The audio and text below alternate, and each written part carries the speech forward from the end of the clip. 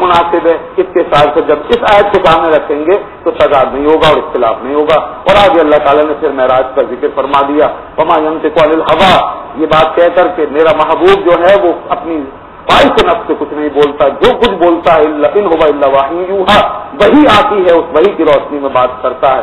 اور پھر نبی کریم صلی اللہ علیہ وسلم جب اللہ کی بارگاہ میں پہنچے تو اللہ تعالیٰ فرماتا ہے ما زاغ البصر وما طغى، کہ وہاں پہنچ کر کے جو جمال الہی بے نقاب ہوا تو میرے محبوب کی نہ تو آنکھ میں کجی آئی اور نہ وہ بیٹھے، نہ وہ بیٹھ پائے، بلکہ وہ جیسے دیکھنا تھا دیکھتے رہے، ادب کے ساتھ، حیا کے ساتھ، لذت دیدار سے آشنا ہوتے رہے اس منزل پر، اس مقام پر کہ جہاں حسن ہی حسن ہے، ایسا حسن جس کی کوئی مثال نہیں ہے. وہ حسن جب بے نقاب ہوا، دنیا کا حسن بے نقاب ہوتا ہے، آنکھیں پھٹی کی پھٹی رہ جاتی ہیں، برداشت نہ کر کے بند ہو جاتی ہیں، نگاہیں پھر جاتی ہیں، انسان نہیں دیکھ پاتا، بہت سے جلوے برداشت نہیں کر پاتا، بہت سے دیوانے بے خود ہو جاتے ہیں، بہت سے عاشق مست ہو جاتے ہیں، بہت سے عاشق محروم رہ جاتے ہیں. دنیا کے حسن کا، دنیا کے عاشقوں کا، دنیا میں چاہنے والوں کا یہ حال ہے، عجیب و غریب کیفیات طاری ہو جاتی ہیں. لیکن اللہ فرماتا ہے آج ہمارا عاشق، ہمارا محب، ہمارا محبوب جب ہمارے دربار میں ہمارا جمال دیکھ رہا تھا اور ہماری شان حسن کو ملاحظہ فرما رہا تھا تو اس وقت اس کی آنکھ میں نہ کجی آئی اور نہ چہرہ ادھر ادھر ہوا، بلکہ بڑے ادب کے ساتھ، بڑی حیا کے ساتھ دیکھتے بھی جاتے تھے اور حیا اور ادب کا مظاہرہ بھی کرتے جاتے تھے. نہ نگاہ بہتتی تھی، نہ آنکھ پھاڑ کے اور آنکھ کھول کے بے ادبوں کی طرح ملاحظہ کرتے تھے، بلکہ دیکھتے بھی جاتے تھے اور حیا کا اظہار بھی کرتے جاتے تھے. یعنی مقصد و مدعا جو ہے وہ حاصل رہا اور دیدار کا شرف ان کو ملا. تو یہ آپ صلی اللہ علیہ وسلم کا مقام مرتبہ معراج کی رات اس سورہ میں بیان کیا گیا. اس کے علاوہ ایک اور آیت یہاں پر آگے آئی ہے دوسری صورت میں، اللہ انسان الا ما سعى، کہ انسان کے لیے وہی کچھ ہے جس کی اس نے کوشش کی. یہ آیت بہت مشہور آیا ہے. اس کے حوالے سے ایک بات اب کرتا چلوں، اس کے بعد کام کرتا ہوں. ہمارے ایک بھائی نے سورہ حجرات کے حوالے سے درخواست کی ہے کہ اس کی تفسیر کے بارے میں کچھ کہا جائے، لیکن وقت زیادہ ہو جاتا ہے. اصل میں انشاءاللہ پھر کسی موقع پہ آداب رسالت کے حوالے سے بھی گفتگو ہوگی. تو میں وہ اللہ انسان الا ما سعى، اس میں اللہ تعالیٰ نے فرمایا کہ نہیں انسان کے لیے مگر وہی جو اس نے کوشش کی. اس سے دیکھیے بعض لوگ یہ سمجھتے ہیں، معتزلہ نے سب سے پہلے یہ استدلال کیا کہ لوگوں کو اصال ثواب کرنا بیکار ہے، کسی کو ثواب پہنچانے کی نفی ہو رہی ہے. یہ معتزلہ فرقہ بہت پرانا ہوا گمراہ فرقہ تھا، اب اس نام سے کوئی فرقہ موجود نہیں، مگر اس کے عقیدے نظریے اب بھی موجود ہیں دنیا کے اندر. اور ایسے لوگ آپ کو ملیں گے کہ جو اصال ثواب کے انکار کرنے والے ہوں گے اور کہیں گے قرآن میں ہے، حدیث میں ہے. حالانکہ یہ غلط ہے. تمام علماء اہل سنت، جمہور علماء، مفسرین، علماء اسلام شروع سے لکھتے آئے ہیں، صحابہ کرام سے سلسلہ چلا آ رہا ہے، اصال ثواب حق ہے، ثواب پہنچانا جائے. ہر قسم کی عبادت کا ثواب پہنچایا جا سکتا ہے، اس میں کوئی مجاز. اور قرآن نے جو یہ کہا ہے کہ آدمی کے لیے وہی کچھ ہے جو اس نے کیا ہے، یہ تو اللہ تعالیٰ کا نظام عدل ہے. یہ عدل کا مسئلہ ہے کہ انسان کو وہ تو ملے گا ہی جو اس نے کیا ہے، اس میں کمی نہیں کی جائے گی، وہ اس کا حصہ ہے، اس کو دیا جائے گا. اللہ تعالیٰ کسی پہ ظلم نہیں کرتا، یہاں ظلم کی نفی کرتے ہوئے یہ بات ارشاد فرمائی گئی ہے. اور رہ گئے اصال ثواب تو یہ اس کا فضل ہے کہ بندے نے کام نہیں کیا ہے مگر اس کو اجر مل رہا ہے.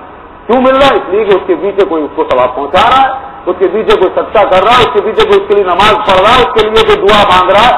دعا کا کون انکار کر سکتا ہے؟ کیا دعاؤں کا ثواب نہیں پہنچتا مردوں کو؟ کیا قرآن میں دعاؤں کا ذکر نہیں ہے؟ حضرت ابراہیم علیہ السلام نے دعا نہیں فرمائی تھی اپنے والدین کے لیے جو فوت ہو چکے تھے؟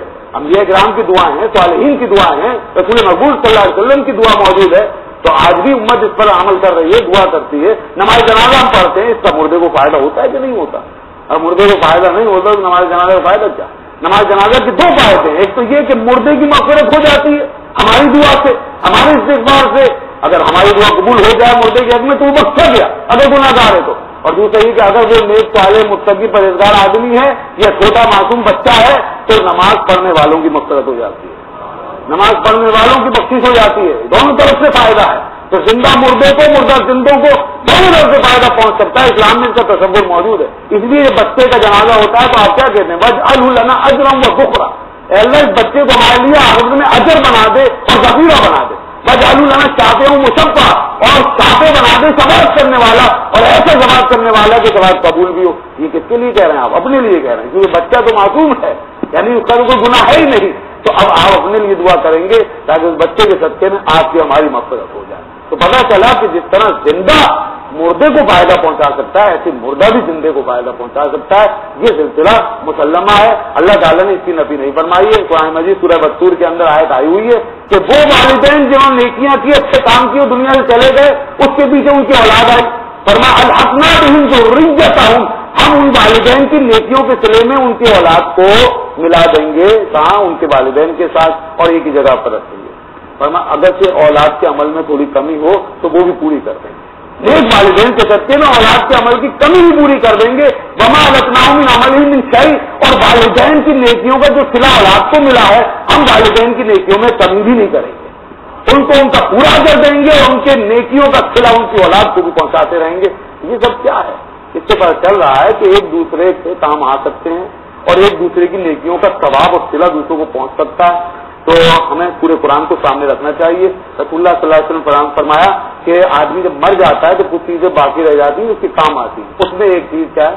ولد صالح, جو انسان کے لیے دعا کرتا رہتا ہے, اپنے والدین کے لیے دعا کرتا رہتا ہے, وہ دعا اس کے والدین کو پہنچتی رہتی ہے. اسی طرح آپ صلی اللہ علیہ وسلم کی کئی حدیث ہیں, میں ایک آدھ بات عرض کر رہا ہوں, خالی ایک آدھ حدیث کا حوالہ دے رہا ہوں. حضرت سعد بن عبادہ رضی اللہ تعالیٰ عنہ, ان کی والدہ فوت ہو گئی تھی, وہ حاضر خدمت ہوئے.